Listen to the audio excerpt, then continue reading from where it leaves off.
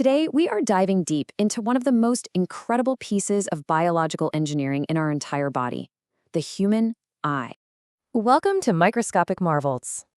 So, have you ever really stopped to think about it? How does this tiny little organ manage to translate simple light into the incredibly rich and detailed world we see every single day?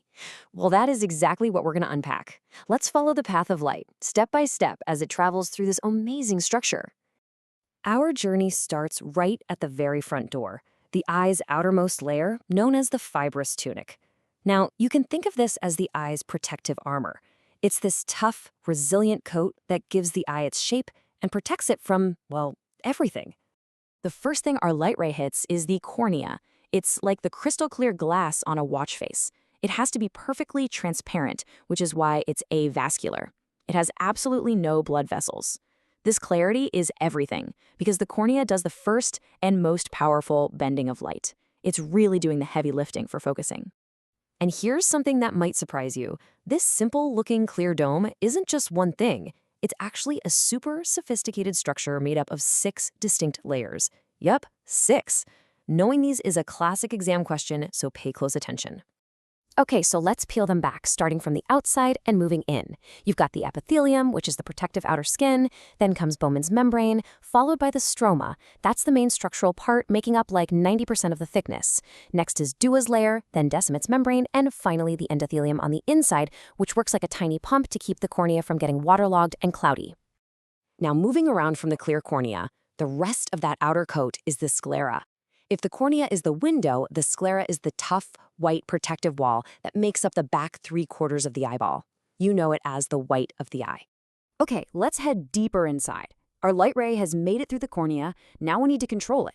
We've just entered the middle layer of the eye, a highly vascular layer called the uveal tract.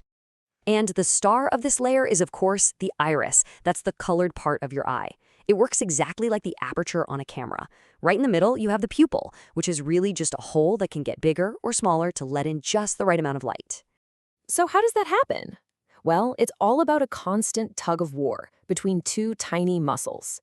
In bright light, your parasympathetic system kicks in, telling the sphincter pupillae to constrict and make the pupil smaller. In the dark, your sympathetic fight-or-flight system tells the dilator pupillae to pull that pupil wide open to catch every last bit of light. Tucked right behind the iris is the ciliary body, and this thing is a real workhorse. It has 2 absolutely critical jobs. First, its muscle is what changes the shape of the lens so you can focus on things up close and far away. We call that accommodation. And second, its little processes are constantly producing a clear fluid called aqueous humor, which is vital for the eye's health. The last part of this middle layer is the choroid.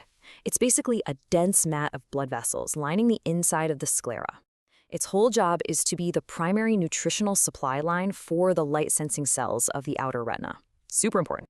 All right, our light ray has passed through the pupil and is now heading for the structure that's going to bring everything into perfect, crisp focus, the crystalline lens. The lens is just a masterpiece of biology.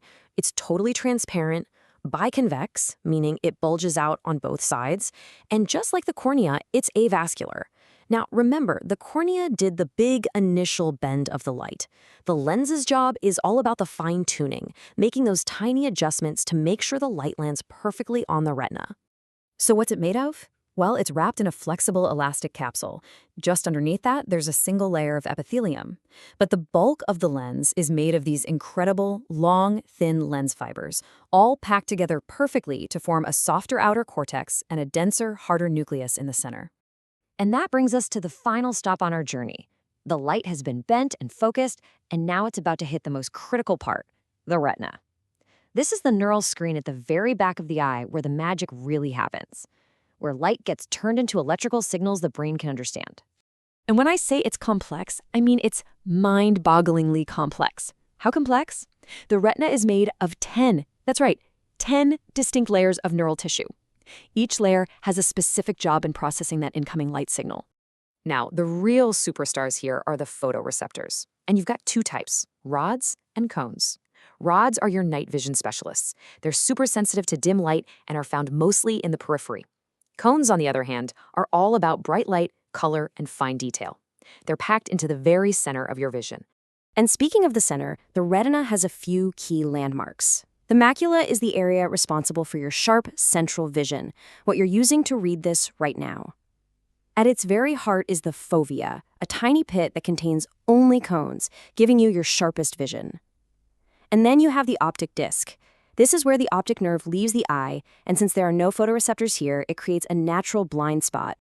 Okay, to wrap things up, let's quickly look at the support systems that keep this whole incredible organ running, the fluid dynamics inside, and its crucial blood supply. Remember that aqueous humor we talked about? Well, here's its pathway. It's made by the ciliary processes in the posterior chamber, flows through the pupil into the anterior chamber, and then it drains out through a spongy filter called a trabecular meshwork. Now, if this drain gets blocked, pressure builds up, and that's the basic problem in glaucoma. And here is a super high-yield fact for you. The inner part of the retina gets its blood from the central retinal artery, and the key thing to remember is that this is an end artery. Think of it as a road with no exits or detours. If it gets blocked, there's no backup blood supply. That's why a blockage here is so devastating. It can cause permanent damage very, very quickly.